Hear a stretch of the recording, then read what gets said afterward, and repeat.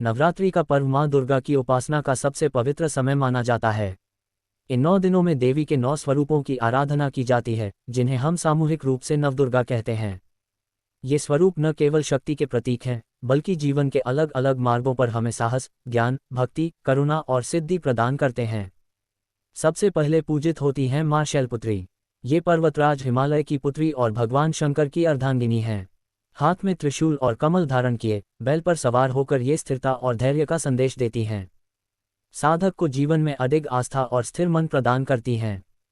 इसके बाद आती हैं माँ ब्रह्मचारिणी। इनके हाथ में जपमाला और कमंडल होता है। तपस्या और संयम की प्रतिमूर्ति ये देवी साधक को तप, त्याग और ज्ञान का वरदान देती हैं। जो साधक माँ ब्रह्मचारिणी की उपासना करता है, उसके जीवन में भक्ति और आत्मबल का संचार होता है। तीसरे स्वरूप में विराजमान है माँ चंद्रघंटा। इनके मस्तक पर अर्धचंद्र सुशोभित है और इनके घंटे की ध्वनि से असुरों का नाश होता है। ये देवी सिंह पर सवार होकर भक्तों को साहस और निर्भयता का वरदान देती हैं। इनकी पूजा से साधक के जीवन से भय और संकट दूर होते हैं। इसके बाद आती हैं माँ कूष्मांडा।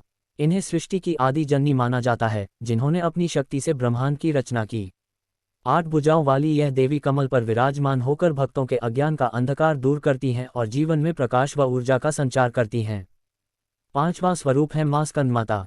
ये अपने पुत्र कार्तिकेय को गोद में लेकर सिंह पर सवार रहती हैं। इनकी आराधना से भक्त को मातृत्व की ममता, करुणा और घर परिवार में सुख समृद्धि प्राप्त होती है। इसके बाद प्रकट होती हैं माँ कात्यायनी।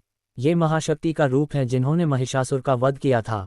सिंह पर सवार, 4 भुजाओं से सुसज्जित ये देवी वीरता, बल और न्याय का प्रतीक हैं। साधक को शत्रु पर विजय और धर्म की रक्षा करने का सामर्थ्य प्रदान करती हैं। 7वां रूप है माँ कालरात्रि। इनका वर्ण श्याम है और ये रात्रि के अंधकार की अधिष्ठात्री देवी हैं। भयंकर रूप के बावजूद ये भक्तों के लिए सदैव मंगलकारी हैं। इनकी उपासना से तंत्र मंत्र, भय और बाधाओं से रक्षा होती है। 8वां स्वरूप है माँ महागौरी।